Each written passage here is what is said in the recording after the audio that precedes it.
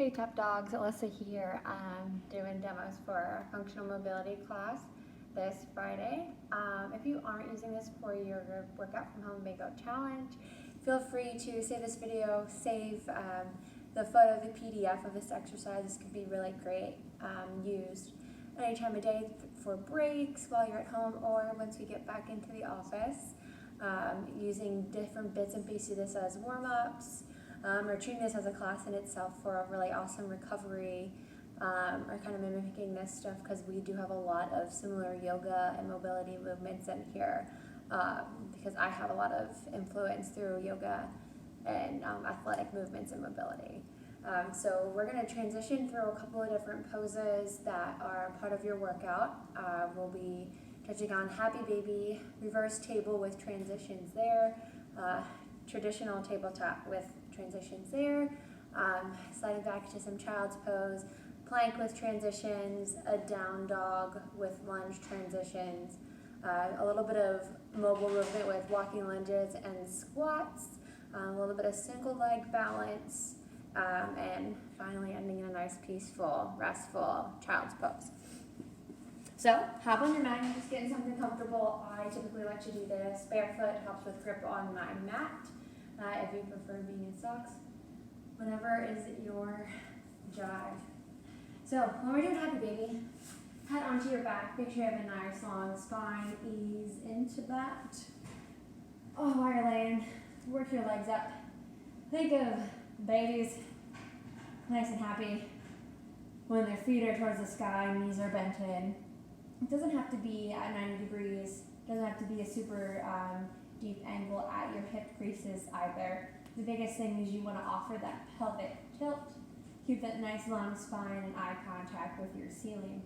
Here you can hug in wherever, whether it's behind with the hamstrings, gripping somewhere along your shins, taking your peace fingers and hooking them at your big toes. If you prefer to grab the inside of your arches, or you like to bring it all the way around out and hug it in. You're going to hold here. You can allow yourself to roll from side to side, kind of offer that low to mid back massage. Just be aware of whatever feels good to your body in the moment. From our happy baby, we're going to get into a reverse table. So once you spend about 30 to 45 seconds here, and plant those feet down. Make sure that we have nice pressure in our heels. They're a little bit wider than hip width apart, hovering right around there. Feet are nice and flat. Bring it up, use your hand. Allow your fingertips to start pointing towards your heels. You're going to inhale, bring those hips up. Keep it nice and tight core, nice tight glutes. Keep that spine long at first with your gaze, if you like to keep it at the ceiling, or you can drop it, your gaze, to open that throat. Offer your head to hang a little bit. You want to stay up here, keeping those glutes up high. Don't allow those hips to sink. Notice that my joints are stacked. Wrists is under elbows, under shoulders. Heels are under knees. From this tabletop position, I'm going to shift my weight into my left heel. Offer my right toes up and forward. This is a little bit of a challenge with balance, a little bit of challenge with stability on your left hip joints, really activating those glutes, keeping those hips up, pointing those toes. Wiggle that ankle, go inside, go outside, go up and down. Take a nice strong inhale, exhale, drop.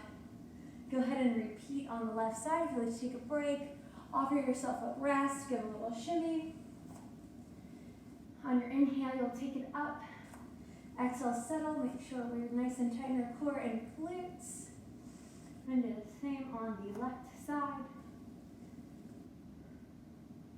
Hold it here. Offer the wiggles at the ankles. Point those toes up and down, flex. Strong inhale, exhale. Drop it. Bring it down, hug it in. Bring those knees in. Drop that chin. Start to notice how hard we will be increasing. Your breath may change. Allow your breath to guide your movements throughout this. Offer a little bit of neck roll, send ear to one side, then the other. Let's wiggle it out. We're going to flip it over into tabletop position. Biggest thing here, make sure your joints are stacked. We're kind to our wrists, those fingertips are tented. Pressure is in the heel of the palm of our hand. Knees are stacked under hips. Core is tight, spine is long, my gaze is down. Now, hold this. Stay here, brace that core, really feel that fire start to build up. Get a strong inhale. On your exhale, pick those knees up, keep your toes on the ground. Often a little bit of joint stability, a challenge at this ankle joint. Let those fingers continue to stay tented, offer that grip, stay strong in that upper body. Strong inhale, exhale, drop it. I like to wiggle it out, give a little bit of movement in my hip, let my spine move from side to side, let it curve like a C, from left to right. Regrip, find stillness. Work into some cat and cows. Inhale, gaze and tail go up. Exhale, around that spine. Drop it off of that pelvic twist, breaks that low core, but head hang.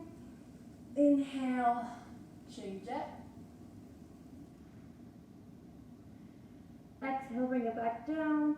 While you're up or down, you like to wiggle, feel free to do so, whatever your body needs. Continue that for about 3 to 4 more rounds. Next movement with table. We're going to reach long into those bird dogs, or I tend to go with crawling tigers when I do mobility and yoga movements. And we'll inhale long, right arm, palm is facing to the left side. Exhale, kick that left foot back. Really power through that heel, keep that ankle flexed. Core is tight. Every inhale gives length. Exhale, offer a crunch. Bring the elbow to knee, round that spine. This is an additional balance challenge. Exhale, reach it back long. Continue that for about 5 to 6 more times. And then repeat it on the left side. Then we'll bring it back over to the right side. We're going to reverse our action. So our spine was just curved, so we're going to offer the curve in the opposite direction. So once you find that crawling tiger, inhale, bend the raised knees, leg, reach back with the right hand. I'm not touching my heel at the moment, but I'm close. That's all you need. Allow your gaze to follow, and then bring it back long. Continue about 5 rounds there. Offer it to the opposite side. Once you return to tabletop, open those knees out wide, just about to the size of your mat. Big toes touch. Send it back. Give yourself your first child's pose. While in your child's pose, make sure those arms stay active. Triceps are flexed. Staying warm in the body. Offering the hips down towards those heels to offer some low back relief. We'll do one more transition in tabletop. In tabletop, we're going to inhale. Bring ourselves back out to the bird dog or prowling tiger. My right hand that is elevated and my left leg that is elevated, both are going to reach out. And then bring them back in. Reaching out. And bringing them back in. Just ensure that you offer yourself enough room to challenge yourself with not only your range of motion, with your mobility in both shoulder and hip joints on opposite sides. Challenge that stability, challenge that balance, challenge that core integrity and that pelvic integrity while you're keeping that long spine. Once we get into our plank transitions, they're going to be pretty similar, just offering now a long lengthened spine. While we're here in our plank, we're going to have a little bit of fun with those shoulder push-ups. Just offer that movement at the shoulder girdle. See that I'm just struggling and offering movement up around my traps, around my shoulder blades. Continue this for about 30 seconds. Drop those knees, open it wide, send yourself back into a child's pose after that.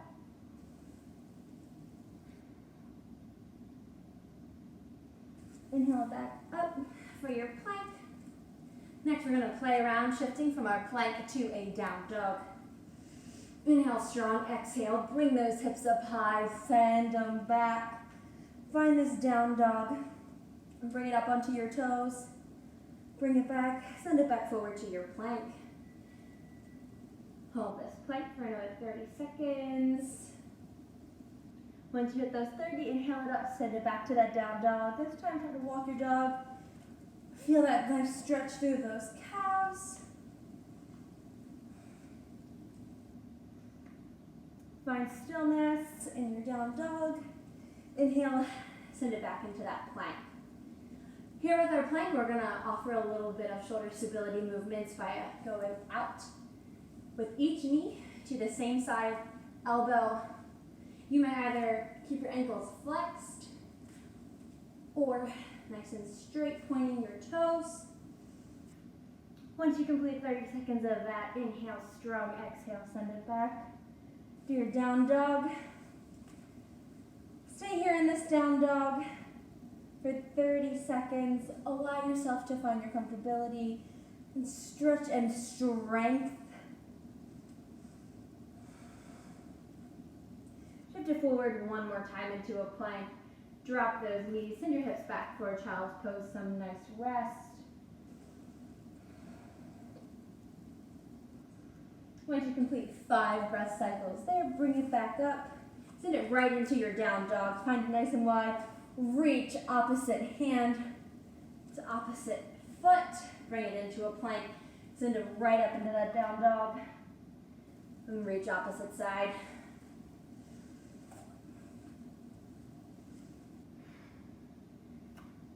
I've completed 2. Make sure you complete 5 to 8 cycles of that. Plank to down dog to opposite side toe touch. But at any point you do need a rest through that. Go ahead and find yourself your child's pose. Next, we're going to do some walking lunges. These walking lunge movement are going to challenge some balance and offer yourself a little bit of spinal twist, spinal stability. So just make sure you have enough room for you to repeat a couple of times. When we're working on our walking lunges, find your lunge, reach forward, reach it back, send those hands down, send that other leg straight back, open it up for a twist on one side, open it up on a twist to the other side, send it up. Make sure you find that 90-90 lunge first time, reach it forward, reach it back, plant those hands, extend the back leg, open that spinal twist to one side, plant those hands, spinal twist to the opposite side. Offer at least 5 to 10 lunges on each leg, continuing with that same motion. If you don't particularly enjoy staying in that narrow 90-90 degree, you can offer that long lunge the first time. Biggest thing is offering that challenge in balance and the challenge in hip stability. Next, we're going to be doing mobile squats. After that, you want to find your deepest squat. For me, I like to go a little bit wider. If you're more of a narrow or just more than neutral squatter, find what works for you. I'm going to find myself a nice deep squat. I like to offer a little bit of contralateral balance when I'm reaching straight ahead. I send it up, bring it together, open it up, send it down. Bring it up, send it the other way, bring it back down. Send it back up, open it up here. Next round, I'm going to offer a little bit of spinal twist. As I come down, I'm going to plant both hands as best as you can here, so say you don't get deep enough, allow your fingertips to make contact with the ground. Find yourself some pillows, blankets, yoga blocks to have contact with the ground. Open it up one side. Close that door. Open it up to the other side. Biggest thing here, don't allow yourself to come too far forward. Keep that weight back in those heels.